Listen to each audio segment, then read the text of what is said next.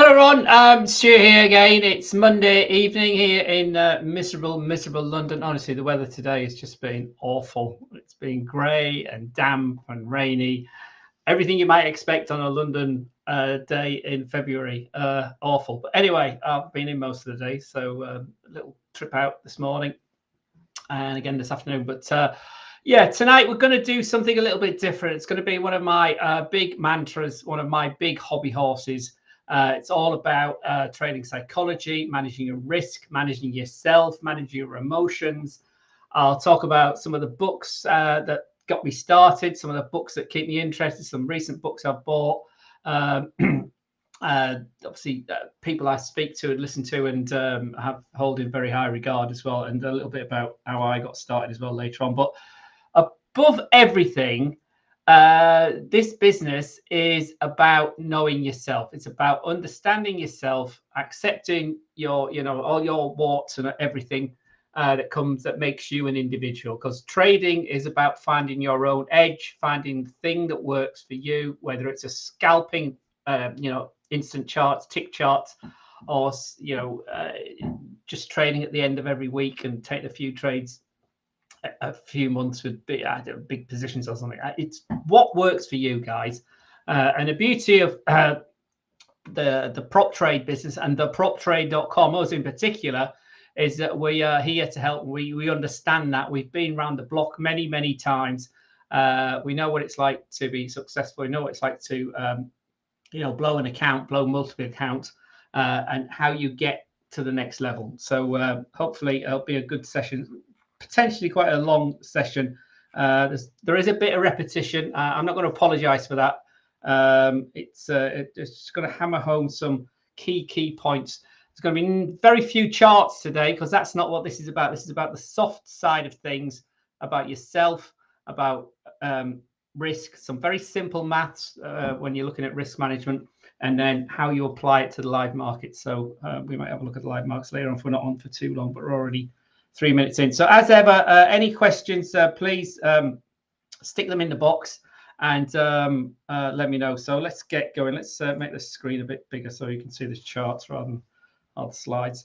Lots of pictures here. There's lots of slides here. There's 60 odd, there's 100 I've got all together on this. But as I said, there's a bit of repetition, but the main thing is to take away what you will from tonight's presentation, but hopefully you'll take away that this business is a mind game above everything. I've been doing it for more than 20 odd years. It's probably on like 30 odd years now. I started with real money back in 1997 or 96, 97, ahead of the first internet bubble.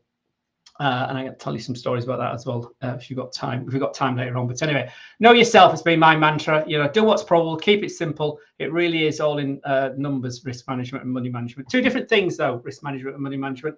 And we'll talk about that later on as well. So hopefully tonight, I hate that word as well. Hopefully, it's one word as a trader you should not use.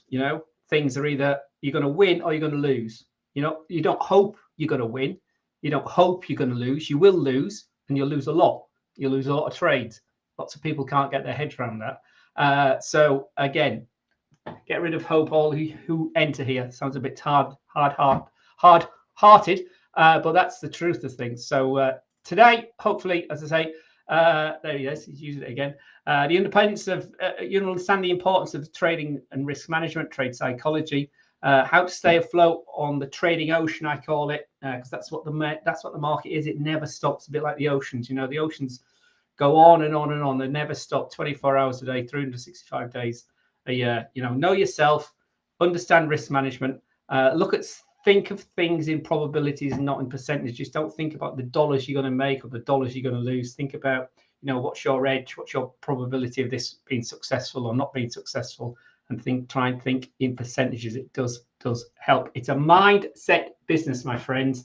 So I say this many times. Get yourself a mirror, look yourself in the face in that mirror, and ask yourself, what sort of manager of risk am I? How can I cope with losing? How can I cope with winning? And that's the key things you need to work on every single day. and the mind will help you with that. It'll fight against you a lot of the time. It's trying to protect you all the time. So when you're losing, it'll be desperate for you to get out of that trade. It'll try and take the pain away all the time, because that's what our mind does. It's, you know, it's been developed over millennia to keep us safe and keep us away from harm, the flight or fight, and we'll come on to that that sort of psychology a bit later as well. So it's a mindset business. Understand yourself first and foremost. Nobody knows yourself better than yourself. Perhaps your parents, your mother in particular. But you know, and there's nothing like money for like completely messing your mind up or trying to make money.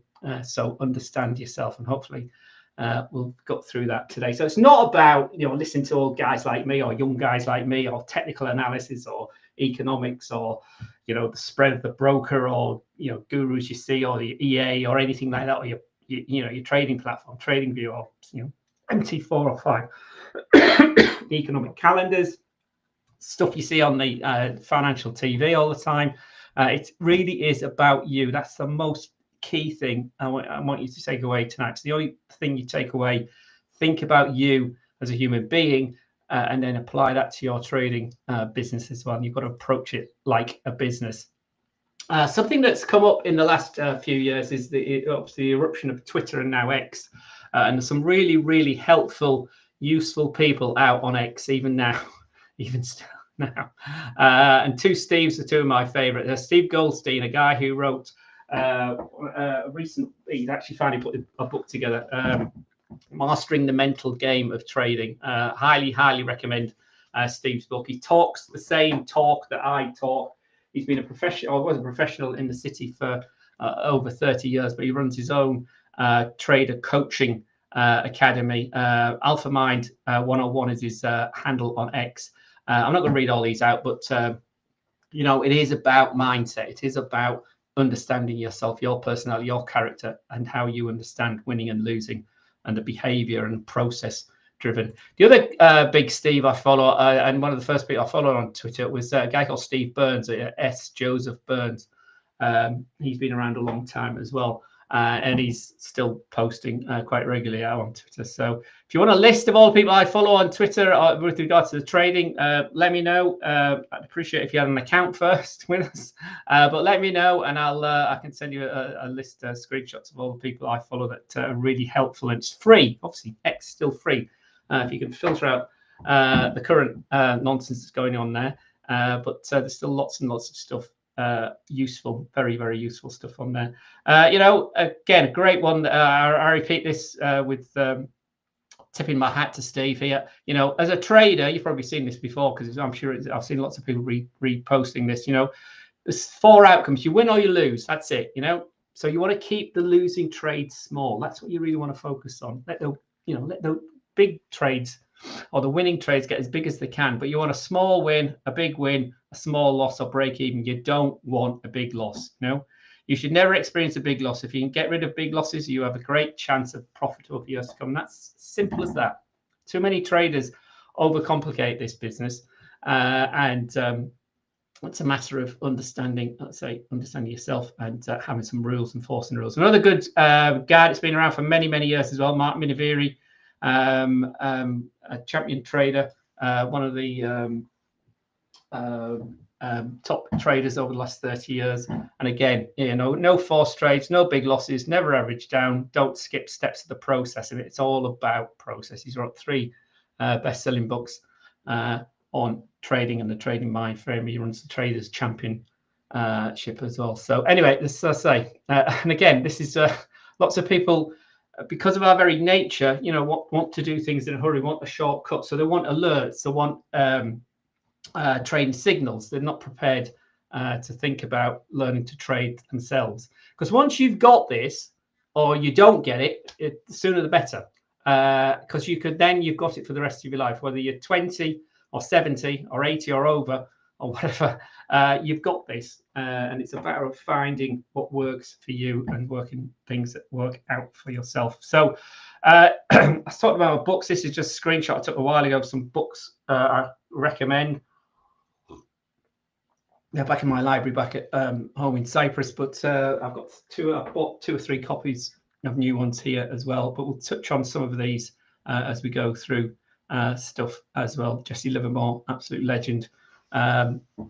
Nicholas Taleb, the Black Swan incident. Michael Lewis writing about the financial markets, obviously the Big Short, and Flash Boys in particular. And my favorite one, probably of all the books I would recommend you got or had a copy of, a hard copy of, would be this one, Trading in the Zone by Mark Douglas. Excuse my back. It'll change things dramatically for me and many other traders I know as well. Get a copy. Thoroughly recommend it. The beginning of the book talks about an attitude survey. I don't think you can see that. Attitude. So it's 30 very, very simple questions. And it's also printed at the end of the book. So you'll be amazed. Do the survey, read the book, do it again.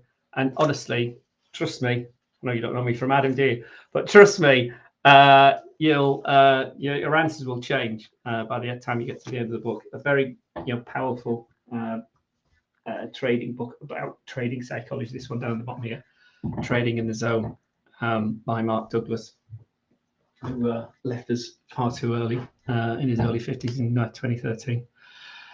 So yeah, people are emotional beasts, and I just pulled this up from the COVID pandemic. This is the Thursday. Stock markets dived 10% on Thursday. They fell another 13% on the Monday after the panic of the weekend in March 2020. I thought it was the end of, nobody knew what was going on. Trump was on to be president again in November 2020. His handling of the COVID crisis, undermined his re-election prospects completely. And so, these black swan events, these risk management events come along, and we if we're not prepared, they catch us unawares. But on our day-to-day trading business, we want to have a system and a position where we can deal with such catastrophic events potentially. And obviously these come along hopefully once in a generation, but they they come along more often than we would care to admit. Another great book, Reminiscences of a Stock Operator by Edwin Lever, about Jesse Livermore. I've actually got a copy of that here again. Probably second now to Trading in the Zone. It's a really easy read. Story of legendary trader Jesse Livermore. Made and lost 3 fortunes, hundreds of thousands of dollars in the early 20th century. Although he talks he writes a lot in the book about managing risk. He was, he went big sometimes, and I say blew it, and unfortunately ended up committing suicide before he was 40. But he was the original boy trader, the original reader of the tape as it was coming out of the machine in the early 20s. Fascinating story. And I always promise myself to read that book once every trading year. I've read it about 3 or 4 times, but we'll see if 2025 brings me to reread it again. But great, loads and loads of Jesse Livermore quotes. If you've never heard of him before, Google him, look him up. There's lots of stuff on Jesse Livermore and Reminiscences of a Stock Operator. Again, thoroughly recommend book. Money is made in sitting, not trading. It's all about managing these emotions, this euphoria, the fear, the greed, the overexcitement. Things don't go in a linear, a straight line, and it's about managing yourself. It's really, really what's key. Okay, so I've got 20. I haven't got 20. I've got 12 actually. I've got 12 examples of what I did as an early trader, and what many traders, tens of thousands of traders I've spoke to over the years have done. Okay, I call it my dirty dozen. So of these 12, I've done all 12 of these examples here. And if you're honest, if you've been in business, you've been trading for any length of time, you will have done probably all of these. Whether you want to admit them to yourself or not, that's your problem, with all due respect. But honestly, the market is a great leveler. So, and as Livermore said here, there is nothing like losing all you have in the world for teaching you what not to do. There is nothing like losing all you have in the world for teaching you what not to do. So these are my key dirty dozen. I could have wrote 20, I could have probably written 30, but these are all things I did and other traders I know have done and got wrong and fixed in the meantime. So I started with too much, or I had too much expectation on the initial investment I put into my trading account. And lots of people still do that. So too little, it's not so much too little capital, it's sometimes that they have too much expectation on the money they put in, especially today, especially with the the amount of social media that's flying around, that's hitting us all the time, the amount of scrolling we do that's hitting us every single day. So say you invest 1,000 or 10,000 or 5,000, whatever it, 500, 100, doesn't matter what the number is. It's your expectation on what it's going to do for you, or how you can make that, bigger. So many people, expect to make, 50% in a few days or a few hours. That's a mindset that's just sitting in your subconscious all the time. It's not going to work. The biggest problem most people do, and I was guilty of that as well, is you risk too much. So if you're risking, 5, 10, 20%, 30% sometimes on an individual trade, you don't get very many trades wrong to blow your entire account, do you?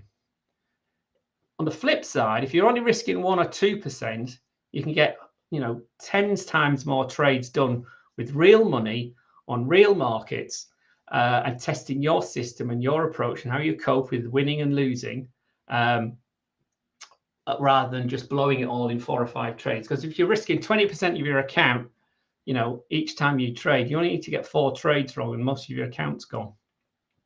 5 trades and the whole thing's gone, isn't it? And then where do you get the money from again? What do you do?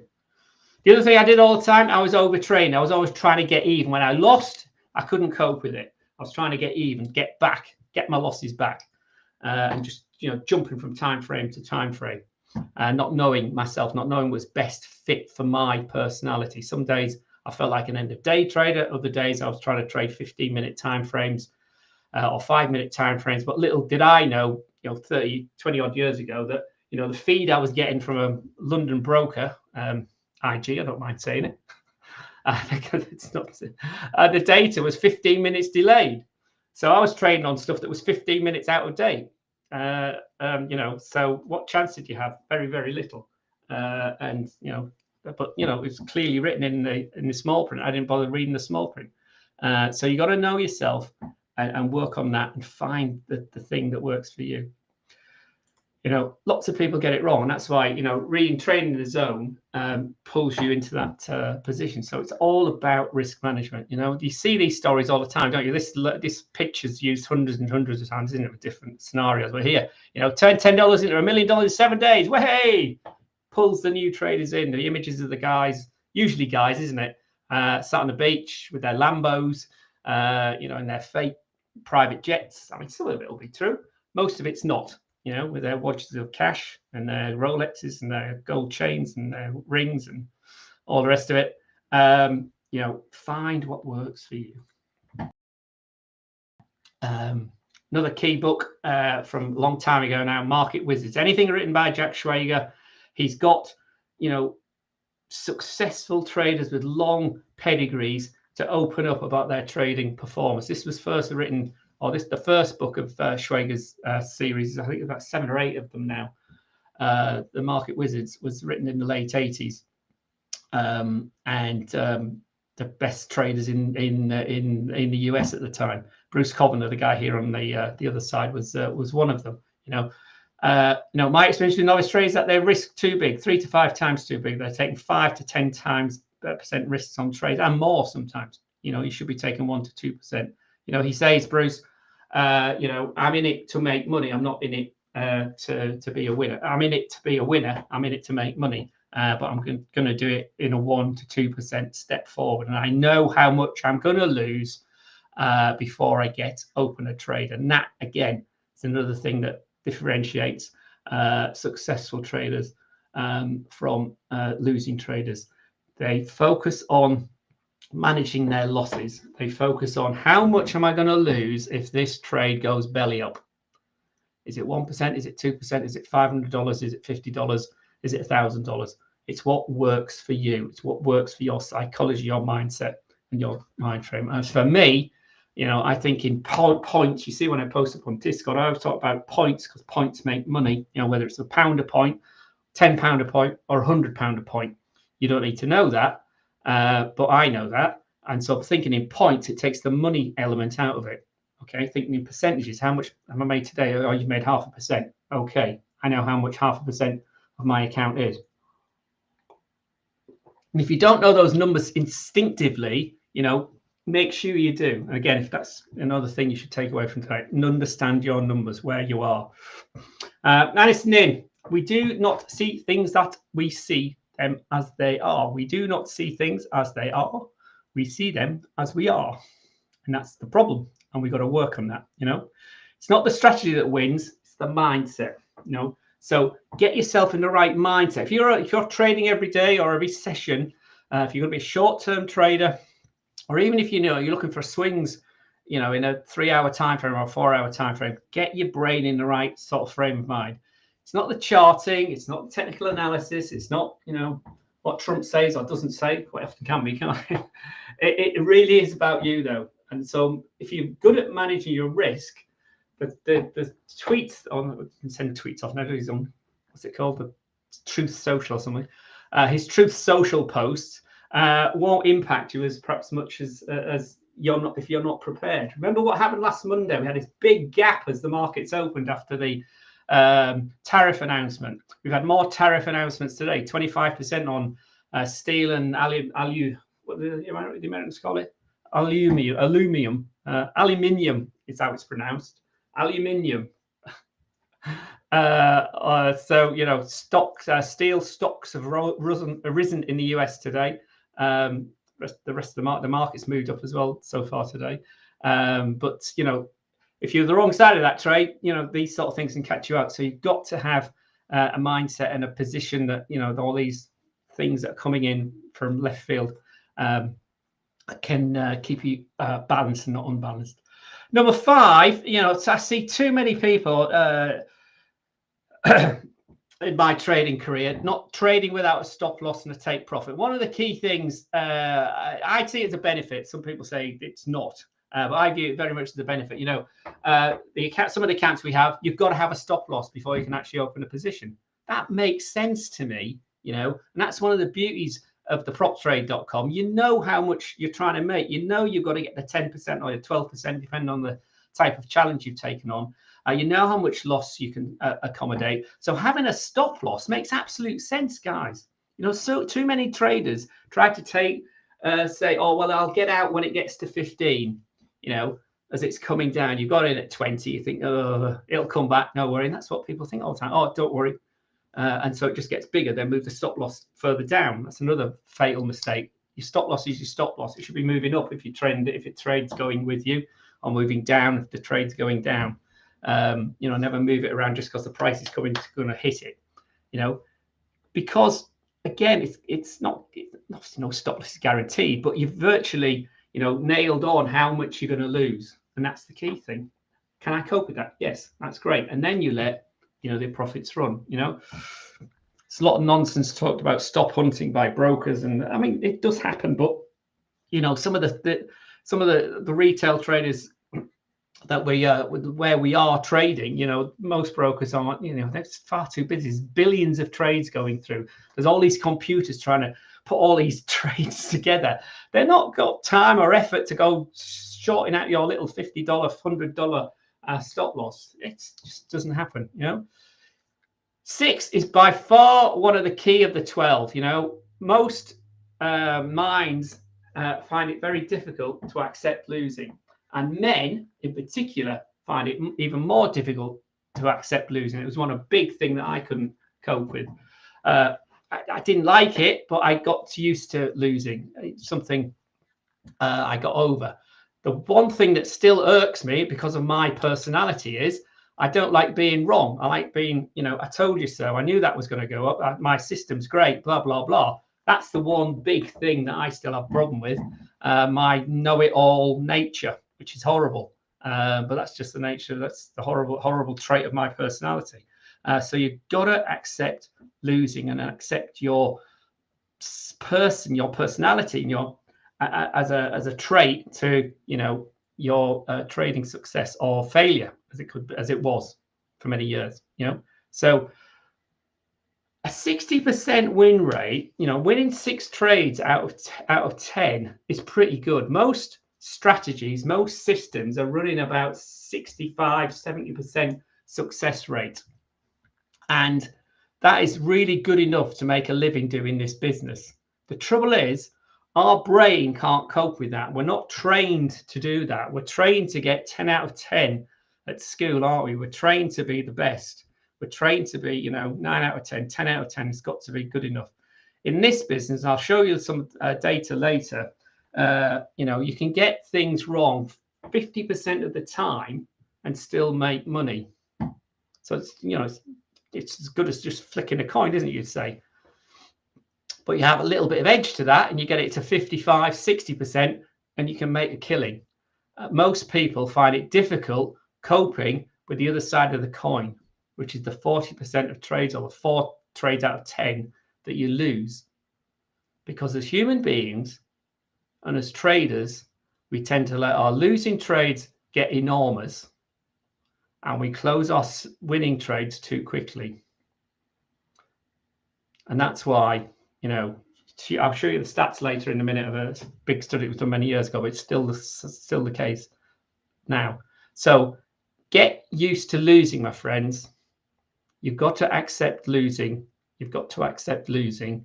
You've got to accept losing. If you get that, you can move forward. There'll be an instant response, an instant improvement in your trading performance if you can start accepting losing.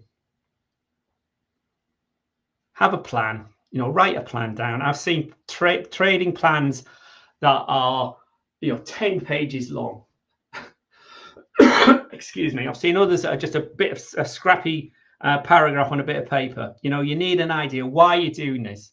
I want to make money. That's not good enough. Have a plan. Withdraw the funds. Be successful. Go and spend those funds. Invest in your family. Go and buy that land. Go on that holiday. Buy that car. Buy that house, or whatever you want to do with it. Have a target and treat yourself, because you can do it again. Once you've got a process that works for you, it's repeatable. That is the key thing. It's repeatable.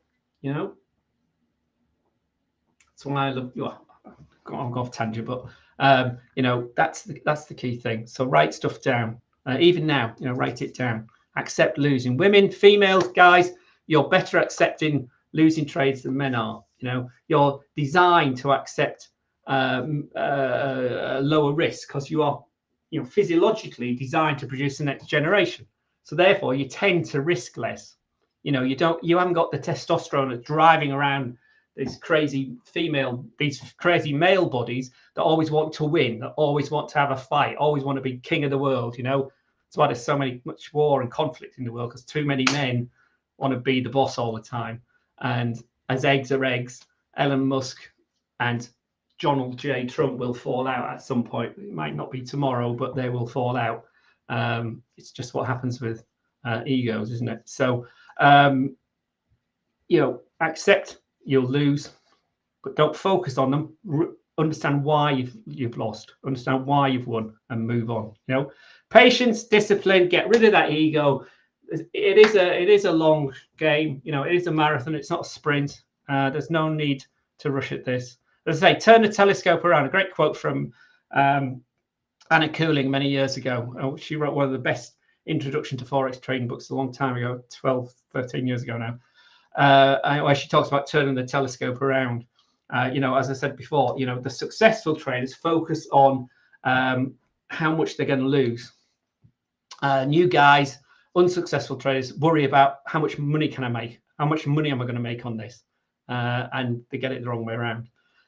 So accept losing, reduce your risk, and keep trading, keep investing, keep topping up your trading account, keep learning, keep writing stuff down.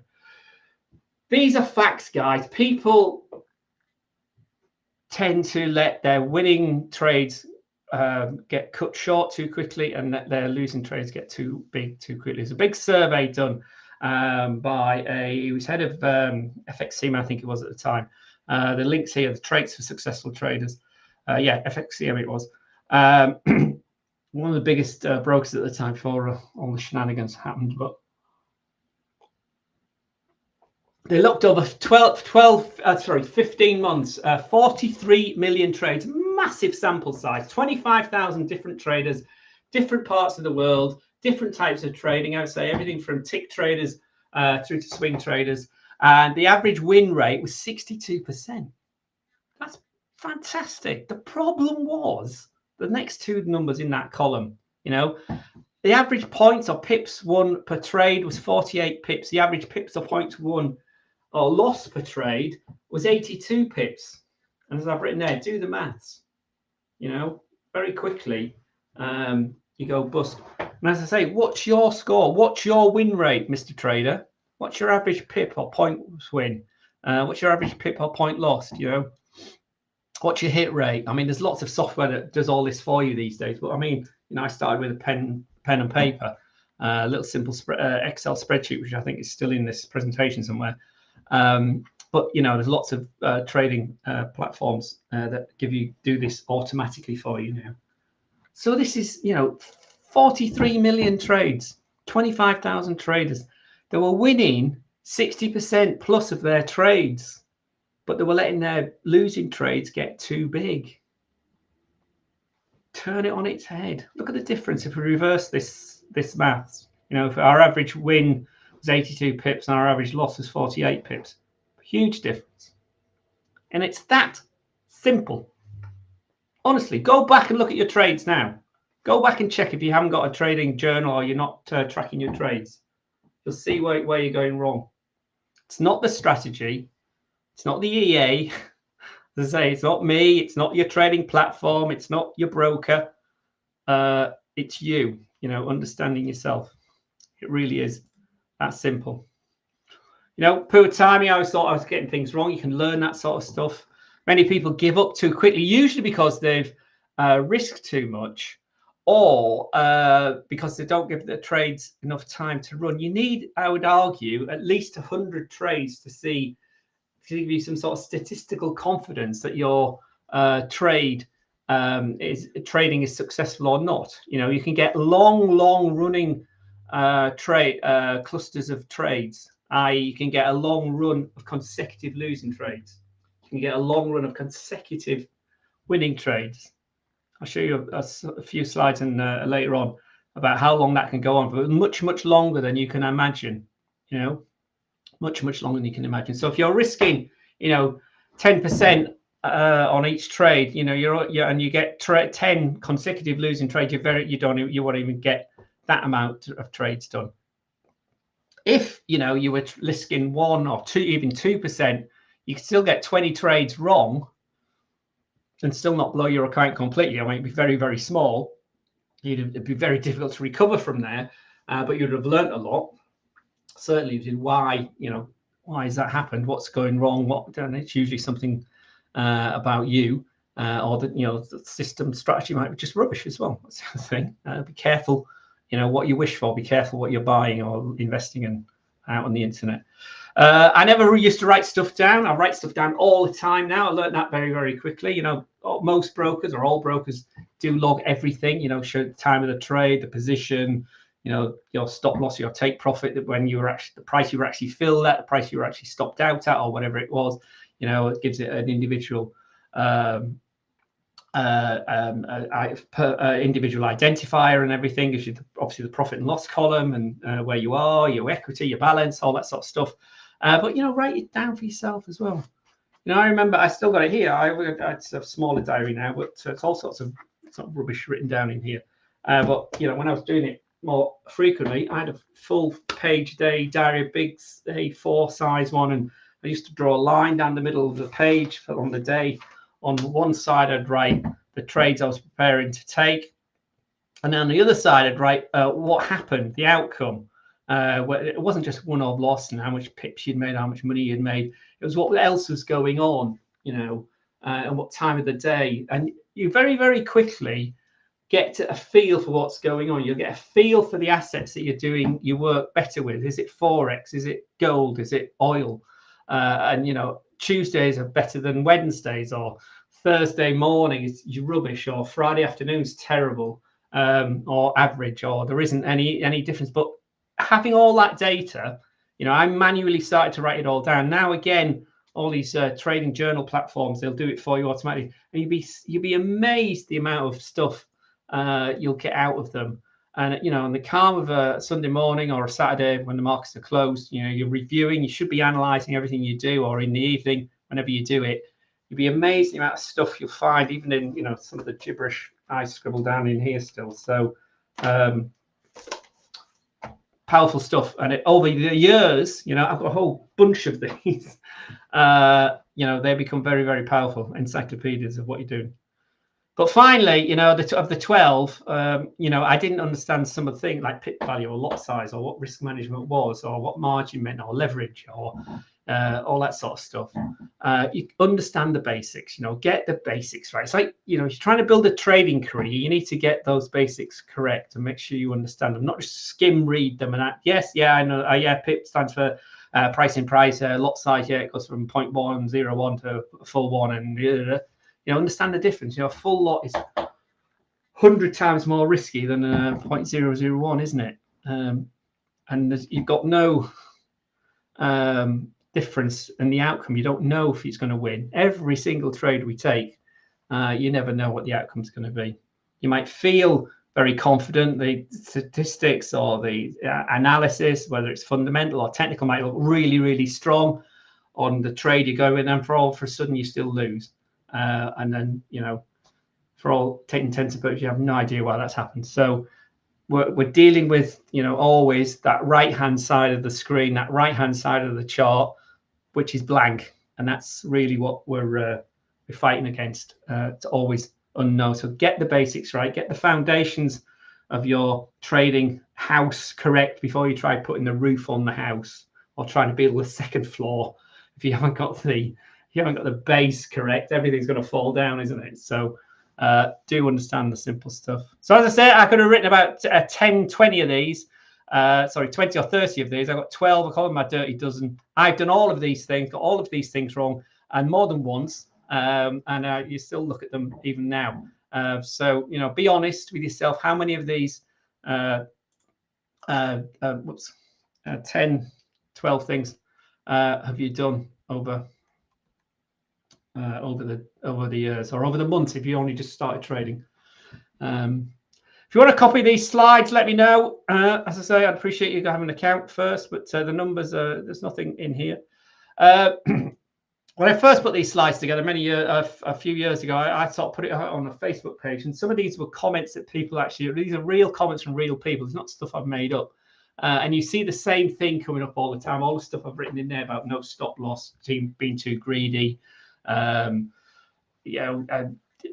increasing things to patience, strategy, greedy, over leverage, all that sort of stuff, over trading. And it's just what happens because we're dealing with people, you know, and ourselves. These are again real people. Stop losses cost of knowing the trade you took was right or wrong. Yeah. Okay. So 3 things you want to focus on. You know yourself and understand your belief, what drives you. As I say, can you cope with losing? Risk management, as I've said, vital for success. Understand it, apply it. Every single trade, every single outcome. Think in probabilities. You know, it's all in numbers, percentage-wise, and it's, you know, it's very, very simple. So when are you going to trade? What sort of person are you? Are you going to try and trade all day? Are you going to try and trade around your work, around your lifestyle, which you should really be doing?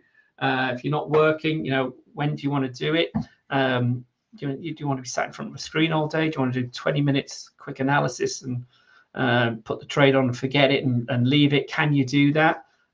So you may be trading the higher time frames. You need to have higher targets and higher stop losses. You know, are you the sort of person who can leave that on? Are you the sort of person who can cope with trades open overnight? Many people scalp because they treat it like a very short time phrase. They can sleep at night because they're not worrying about the trade, whether it's winning or losing. People that are awake at night worrying about their trades usually means they're risking too much. They still wouldn't be worrying about it, whether it's positive or negative. Think about it, isn't it? That surely makes sense, doesn't it? You're either being too greedy, trying to make too much, or you're worrying about losing too much if you're worrying about a trade that's open, if you wake up in the middle of the night worrying about it. So, you know, trade when you can, not really when you want to. If you're trading intraday, be aware of the news announcements, the zones of the the Asian session ending, Europe opening, how volatile that can be. Same with the US Open. Obviously, you're a scalper. You want to be trading the deepest liquidity, the tightest spreads. That's the UK session. With the US session, is the particular overlap is particularly useful as a forex trader. But you can trade all around 24 hours and 24 hours a day sometimes with on the crypto market in particular, can't you? And if the platform isn't down, having maintenance. So yeah, it's what fits you, what fits your approach. Again, I did a survey years ago, and I was surprised actually. The biggest cluster was around the 4 hour and the end of day trading at the time. I haven't done this for a few years. I may do it again. It may have changed, but I was surprised that the end of day trading was the most popular with traders at the time.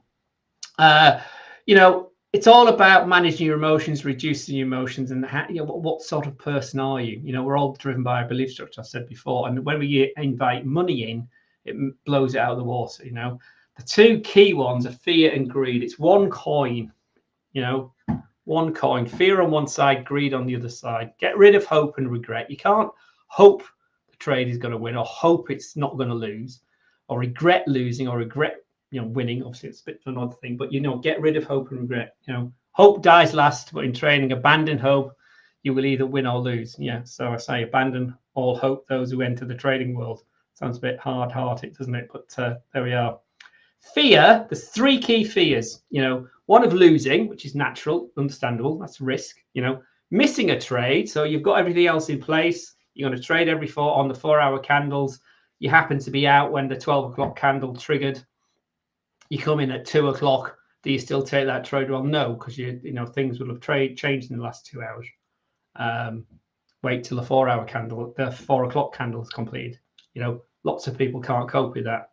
And losing a profit, that's the one that really gets people and gets under your skin. And still, it does the same with me today. I'd be lying if it didn't. You've put a trade on, it's going up. You got your stop loss, you got your take profit. It's going up if it's going up, or going down if we're short. And it gets within a pip or two of your target, and then all of a sudden it turns around. And if you're watching it, that's absolutely shocking. That really, really does do your head in. So it turns around and it ends up going back through your entry, going down and actually hitting your stop loss. So you had a profit. Not only have you lost a profit, you've actually lost because it's got turned around altogether. You say, but that is trading. That's what happens.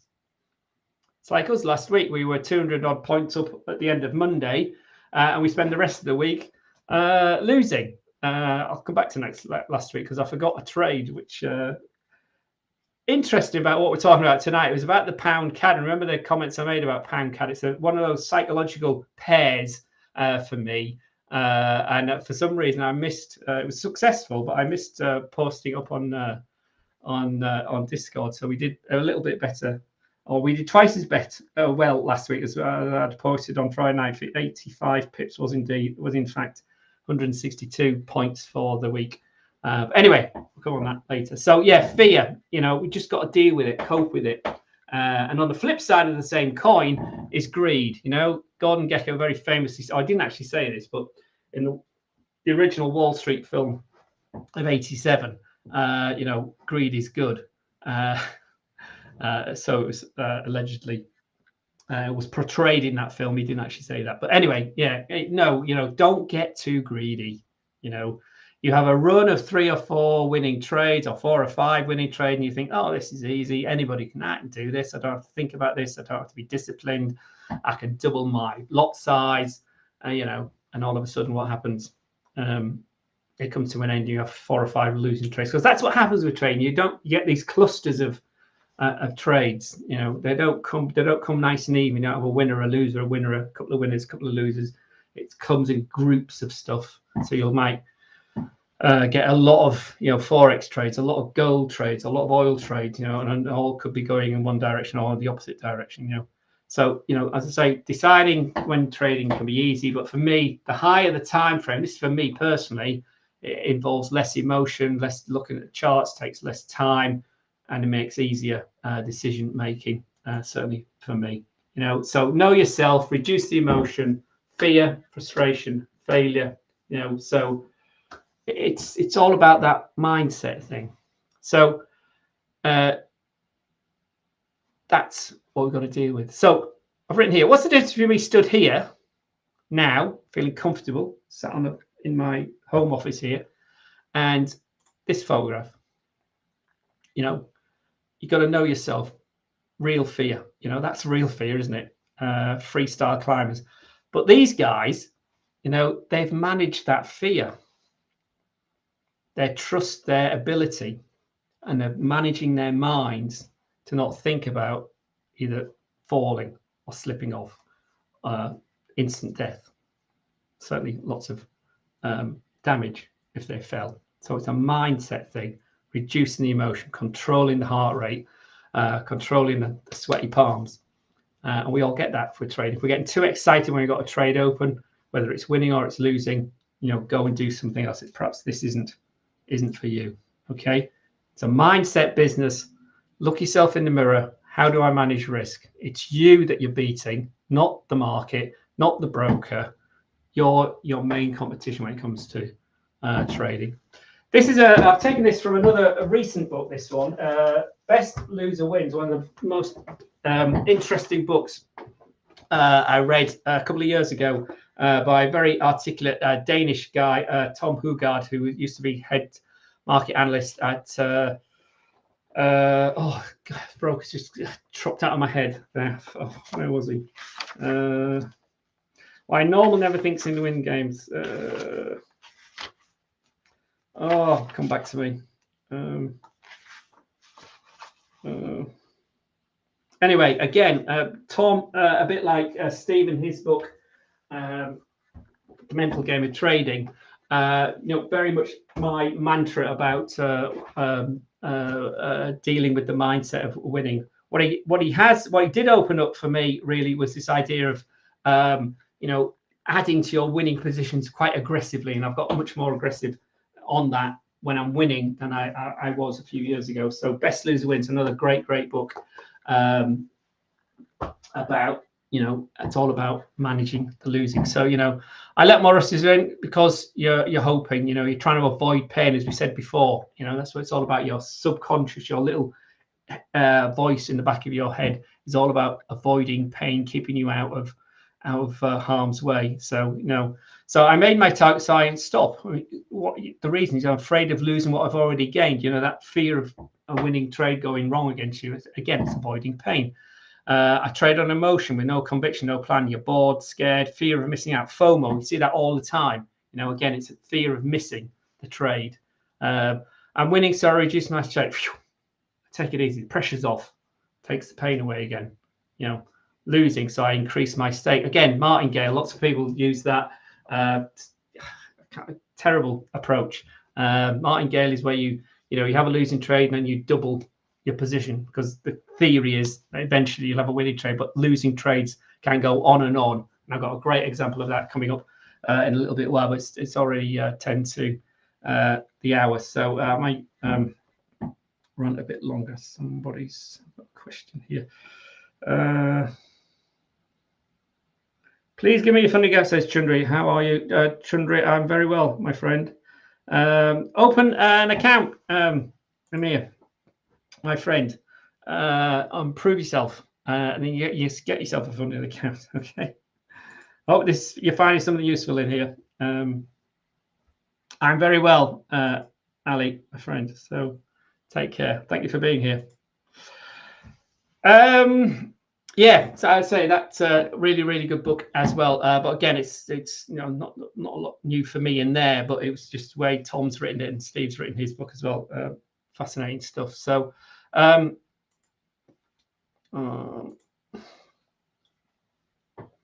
risk management, I say, vital. You know, scared money never wins. Trade what you can afford to lose. So don't use borrowed money. Don't stick it on a credit card. Don't borrow it off family or friends. You know, because the psychology of it sits on you all the time. So if you've only got a few $100, that's where the prop trade comes in. You know, you can have a big big account and it gets you going. It's not like in the old traditional brokers. So PDC for me, patience, discipline, control. You know, these are all a bit hackneyed sayings, aren't they? Trade what you can afford to lose, don't borrow, you know, scared money never wins. It's all true. You know, that's what happens because it's sitting there in your subconscious. So many people rush into this thing. I want to be a full-time trader. I did a similar sort of thing. I'd been really lucky when you look back on it. But I thought I was a good trader. You know, I just happened to be in the right place at the right time. I'd invested quite a lot of money.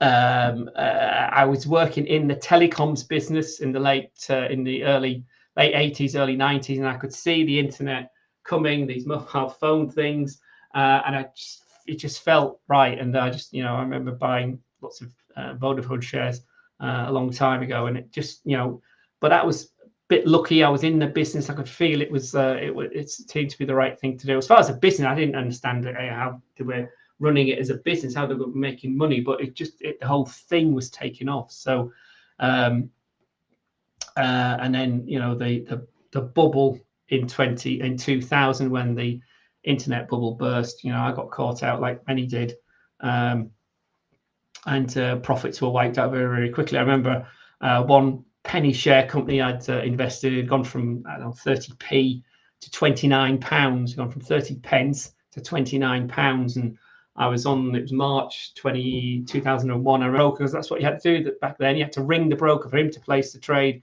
or give you a quote for the price. He would place the trade, or they would place the trade for you. And then you get a bit of paper in the post later on to say it'd been confirmed. But it was literally falling it was ringing and ringing and ringing, and the price was falling down. I think I got out about £13, half of it. But anyway, that's another story for another day as well. Patience is bitter, but fruit is sweet. You've got to wait for your levels, wait for your indicators, wait for your strategy to work, wait for the candles to close. If you're trading the 4 hours, wait for the 4-hour candle to close. If you're trading a 1-hour strategy, wait for the 1-hour strategy to close. Wait for the daily candle to close if you're trading on an end-of-day basis. Stick to your plan, discipline. Can you do that? Many people say they can't, but they can't accept losing, so they don't. They chop and change. So instead of trading just the 4-hour time frame, they'll go and chop down to a 15-minute time frame, and it doesn't fit their personality. They'll try and be a scalper on the 1 minute, and again, it doesn't fit their personality. What are you like emotionally? How can you deal with fear and greed, hope and desire, regret, and all those things as well? You've got to try be very even-handed. So you accept your losses, you accept your winning. You don't get too excited when you're winning. You don't get too down when you're losing. You've got to keep those all in check. You can't get rid of them, and I defy anybody who say they can, because it's part of us as human beings. So best way of doing this is reducing risk, and that's Larry Hite, the guy we talked about earlier, and Bruce Covner from the Trading Wizards books. The 1% rule. Larry, how does that look like? Or a fixed money amount? It's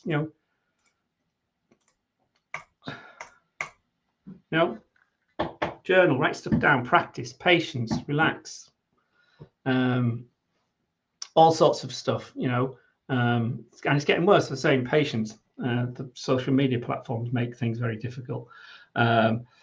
Visualize, wait, delay. I remember one of the first trading manuals I bought in late 80s, late 80s or it was mid 90s. It was, sorry, not late 80s, mid 90s. It was 350 pages, and on the first page, it came in the post. I was really excited.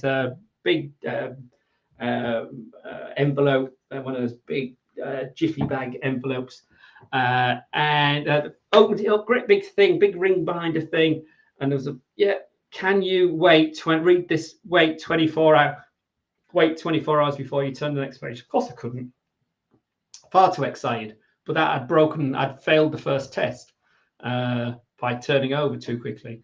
The point, it's a bit of a sad story, but that's what they patience is something we have to work on every day. I've put here the elastic band and the trading platform to the other side of the room. These are stories, these are things I've done in my trading career. I had an elastic band around my left hand. And so not every time, but I was going through a particular period where I would, just before I took the trade, or I was about to take the trade, I would pull the elastic band and just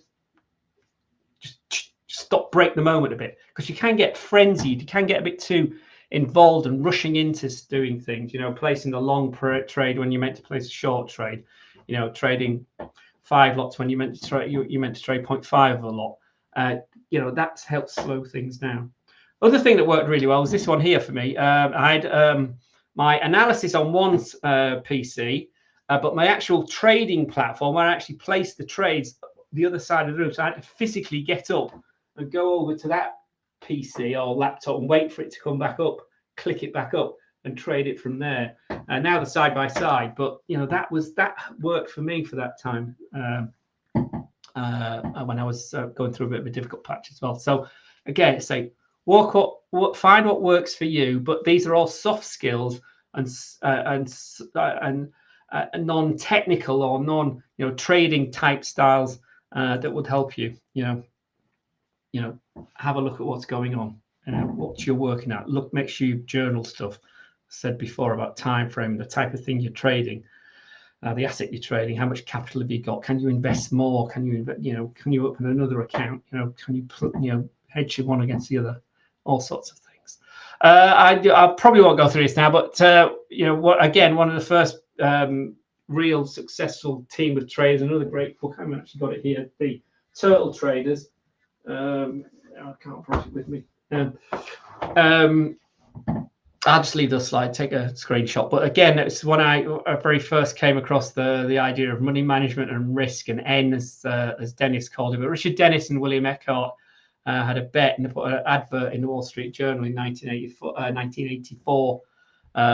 Even I was a young man then, looking for people to trade. And they took 23 completely disparate people, and most of them became multimillionaires, and many of them are still trading to this day. And many are very, very famous. And say Dennis himself made 100 million out of that, with a very simple trend-following strategy.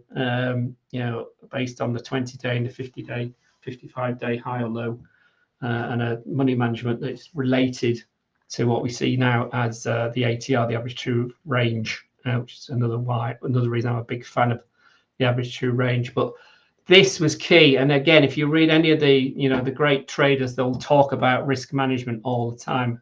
Eckhart, this is Eckhart, William Eckhart was no different. Dennis's partner in crime, a bit like the if you've seen the Trading Places film again from the 80s. This is probably the most famous quote out of the Turtles. We could post our trading rules on the front page of the Wall Street Journal and still people would not be able to make money from that. It's because people think they know better, or the people just can't follow the rules. I've been in situations, live seminars with people where I've had 20 people in a room. 3 of us would make money, 17 would lose money because they just can't follow the rules. All at the same time, all with the same setup, the same simple trend following strategy. And it's because, people would use the wrong lot size, or get in at the wrong time, or, decide differently that that wasn't going to work, or risk more. And, following rules, being disciplined, being patient, absolutely key.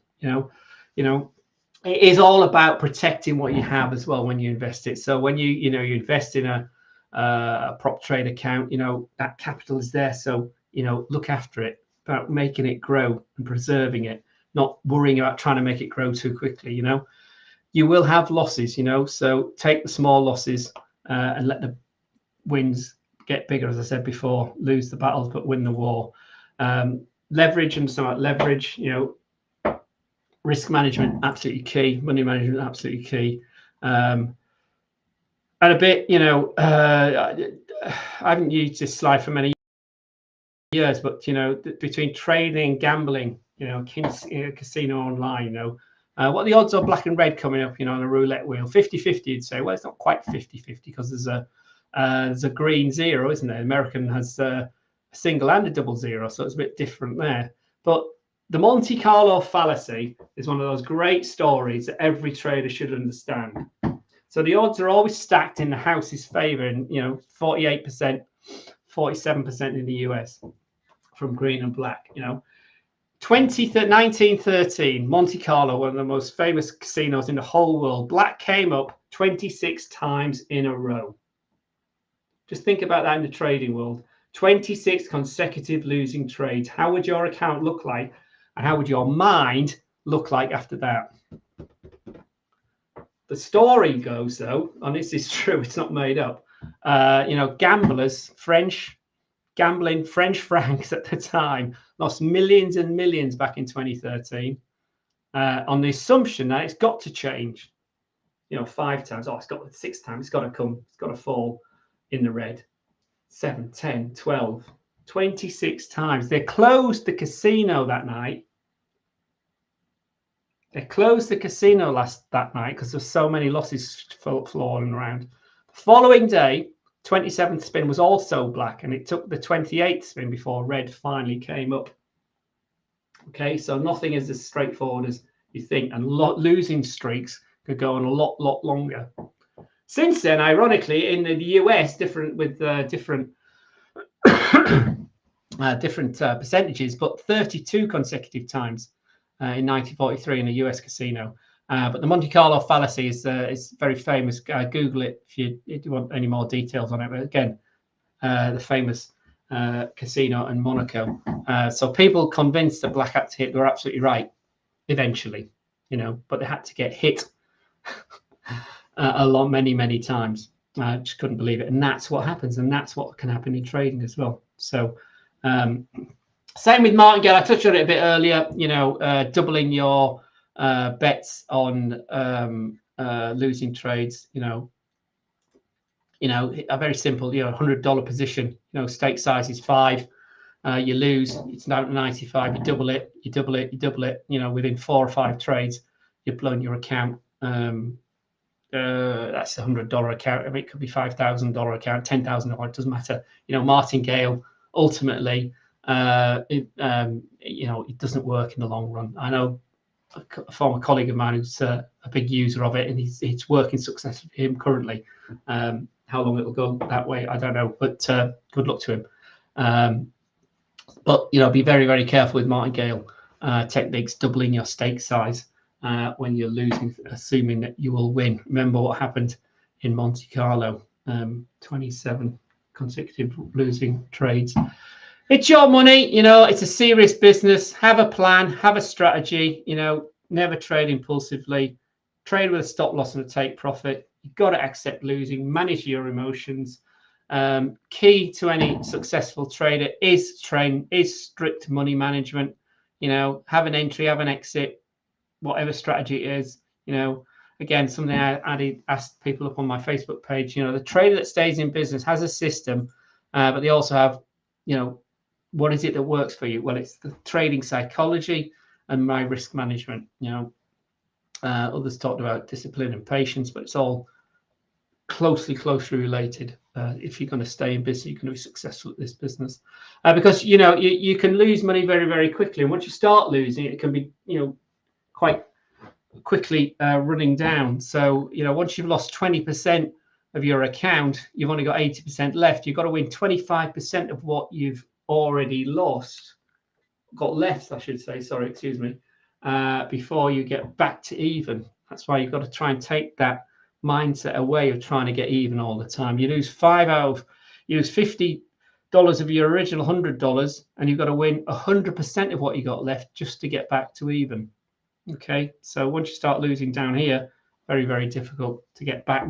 Psychologically, obviously, you can start again or invest more, but you just accept that these things happen, and don't over risk each and every trade. Successful traders, they know they're going to be wrong. They limit their losses. They know that eventually they will be profitable. Use a risk reward system that works for them. I haven't really talked about risk reward tonight. Many talk about 1 to 3 or 1 to 2. My end of day strategy is much less than that. It's 1 to 1 or 1 less than 1, but I know it works well enough. So find one that works for yourself, and know these numbers, plug them in. If you're going to try and risk 10 pips, you want to be winning 30 pips or 20 pips, but 20 pips on the euro dollar is very different to 20 pips on sterling Kiwi or sterling Aussie. It's a huge difference percentage wise, and the amount of movement that can occur in those two assets. So understand the asset you're trading. Very simple this mantra of mine about doing what's probable, think in percentages. So let's just run through this very, very simple. So let's say we have 5,000, 1% rule.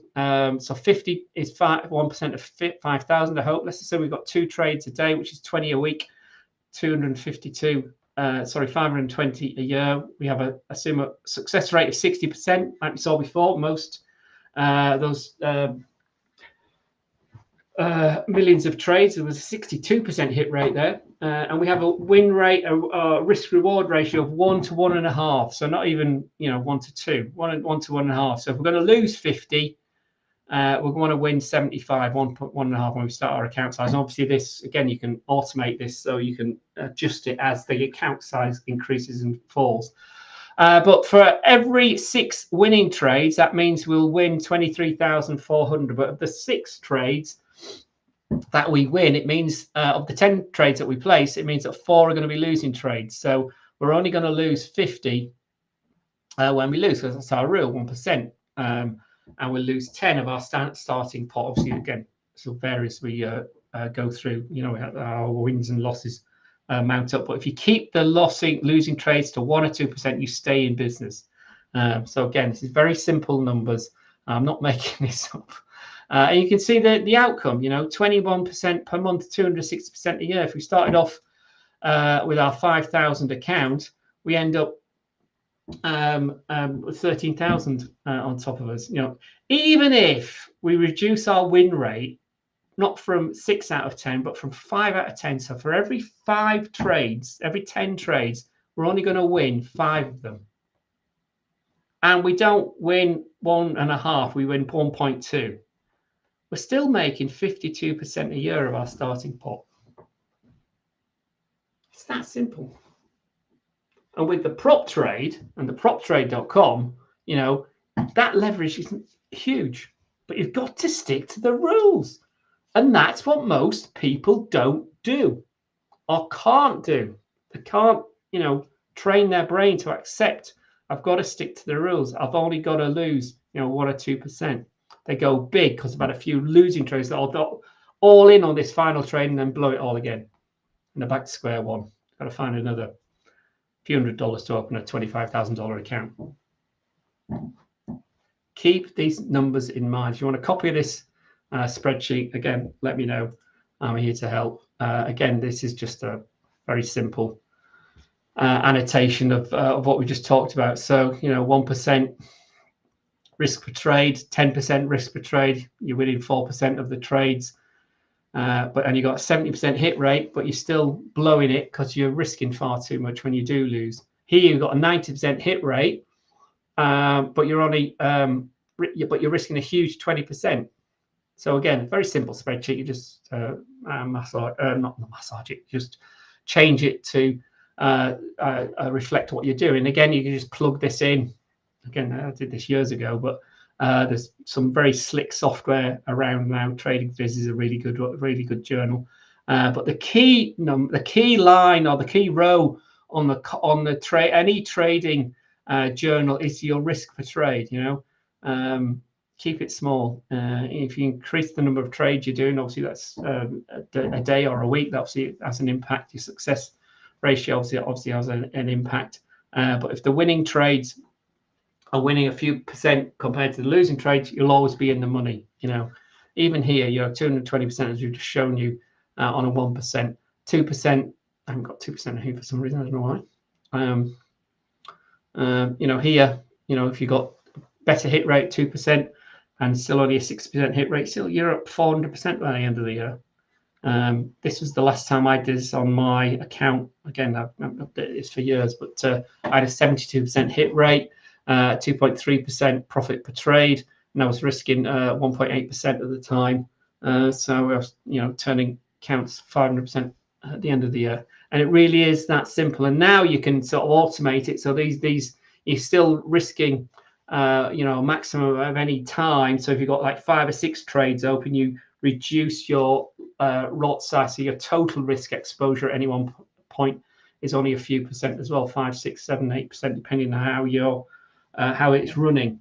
Correlated trades, obviously, you've got to be careful about those. Correlated trades are those where you've got you know, lots of the same type of trades. So if you were like we had at the end of last week, we were long Aussie dollar, Kiwi, Swiss against the dollar, and I think sterling against the dollar. So there were $4 trades, and we were expecting the dollar to weaken. So that was a big exposure. If the dollar didn't weaken, and it didn't, the Kiwi got stopped out, the Swissy got stopped out. Sterling was a winner, and Aussie's still open, I think, at the moment. But anyway, again, this is just another screenshot, same sort of thing. 5%, 3% equity risk this time, risk per trade. This is the win-loss ratio. This is our risk-reward ratio. So you can see and plug all these numbers in, and you should find out these numbers that work for you. So the guy that was doing this was a 3-to-1 risk, 3.5 to 1 risk-reward ratio. Is a 60-40 win rate, and you know he's turned his $5,000 to $25,000. So these are not made-up numbers, guys. It's very simple maths. And these are the things that too many people overlook or don't understand or don't appreciate or don't accept. Right? Take a little bit of time out from jumping in onto your platform to trade. So and then get these numbers right and get them in your head and analyze what's going on. So risk, money management, knowing yourself is everything. You know, protect what you have. Great, simple risk management system can make an average method. My systems are pretty average, but the risk management part of it is huge. But a poor, weak risk management system can often make a successful system very, very bad. You know, as Bruce Covenant said, you know, know when to get out before you get in. That's what the pros do. Or know when they're going to get out. So when you have a trade on, oops. So sorry, let's go backwards.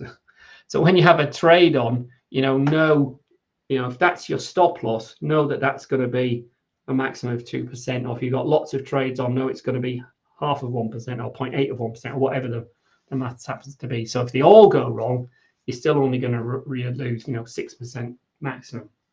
And then you analyze why that went wrong. So I know it sounded all, I've talked quite about negative, but if you focus on that side, worrying about how much money you're going to make or how quickly you're going to make your money, it will just happen. It will just come along. I know you don't know me, but it will happen if you can manage this bit, if you can cope with losing, if you can deal with being wrong, if you can accept losing. Unfortunately, most people can't, which is why you see these brokerages, you know, 70%, 8% of traders that work with us lose money. It's because they can't do that, you know.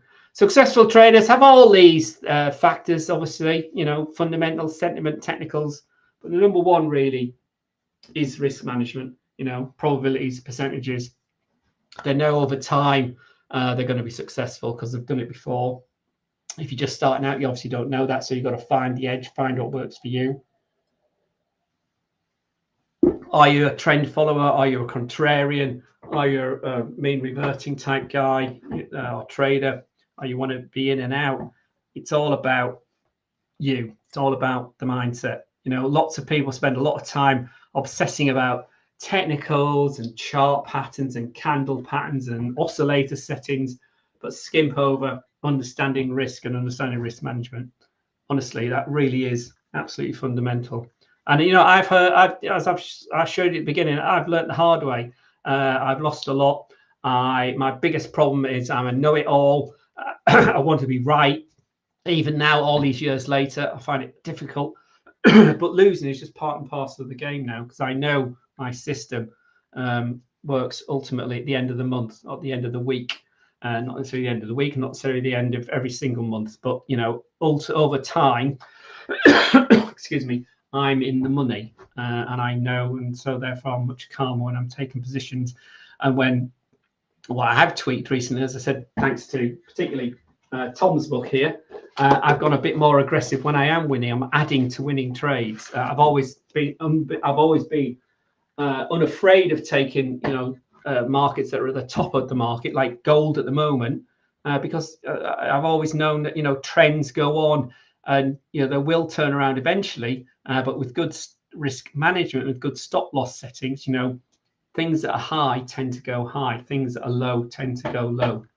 Markets overreact, like we saw last Monday. We gapped on open, and that on all the markets, whether up or down, depending on what market you're looking at. But the gap was quickly filled later on in the week as the noise of the weekend and Trump's announcement got absorbed, not to be as bad as many expected. So there we go. It's about yourselves, guys. It's about risk management. So hopefully today you've understood the importance of trading psychology in yourself and understanding risk management, how to stay afloat on this ocean, know yourself, manage yourself, think in probabilities, think in percentages, understand risk reward, understand when to get out, when to get in, when to let something run, the time frame you're trading, the asset that you're trading. And thank you very much. If we just go to the website, we're here to help, guys. We really, really are here to help because we want you to be successful. And a lot of what I say, or everything I've said today is, encapsulated in our rules, basically. You can, as it says here, you can scale up with structure and discipline to a $5 million account. Splitting 90% of how much profit you've made, you take it.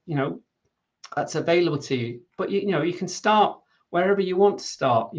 Whether you want to in an express phase, you think you've got an approach, you're a bit you've been around the block a wee bit, so you one step. Most traders start with this 2-step challenge. I know some prop trade firms are offering 3-step challenge, but that's sort of pushing things off. If you've got a bit more experience and you want to trade the news, that's your edge, that's your lot. Go for the pro account. Standard challenge. As I say, $50,000 account. It's only $345. We got coupons available at the moment. It's 15. I know there's definitely a 15%. I think it's DT 25. Is it with a 25% discount at the moment? I'll check the boss if she's still here. But certainly, thank you. 15 is still working as well. That gives you a 15% discount on this number. But again, you've got the ability there to trade as if you had a $50,000 account, $100,000 account, $500, just shy of $500, and say discounts are available on that as well. But find what works for you. As I say, I say that all the time. But and understand these, get these stuck in your brain, understand the rules there. You're looking for a 10%. You don't have to do it in 2 or 3 days, in 3 days. Do it in 3 weeks, 3 months, 3 years if you want to. But understand, 5% maximum daily loss, maximum loss overall, 10%. That's quite a big chunk, isn't it? But remember what I was saying before about traders, risking 20% on each trade. They're out of business very quickly. Understand what the leverage means, how it's working for you, how it can work against you. Weekend trading, and give it a go. Come and join us. Let's say we're here to help. So that's all for tonight. It's nearly an hour and a half. Fundamental, really. I haven't looked at any charts tonight. On the Discord group, I'll put up an update if there's any trades triggering tonight. If we want to talk about trades, I really like to talk about trades. And we'll see what's gone on there. As I say, I forgot to that's the general chat one. It's the trading strategies one. I forgot this trade from last week. So I was saying we were 85 55 points to the good for the week last week, but I'd forgot, I'd overlooked this, where was it? Where's it gone now? This pound CAD trade. And interestingly, all the things we've talked about tonight as well, or I've talked about tonight, this is the pair that I really have a history with that I wrote here. It's the longest losing streak in my system was for pound CAD. So I was having problems a few years ago now, quite a few years ago now. Every time it came up, I was, do I take that? Do I take that trade again?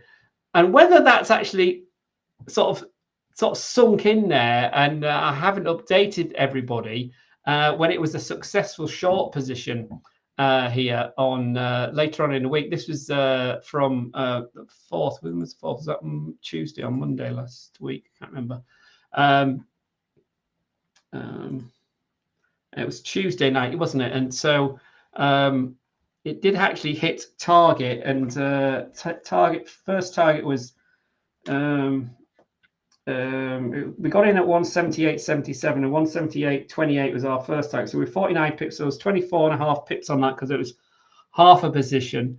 And then on Friday, when we had all the hullabaloo of the non-farm payroll, I closed it, closed out with close for another 100 pips or 53 pips. So there was an extra 78 pips or points at the end of the week yesterday.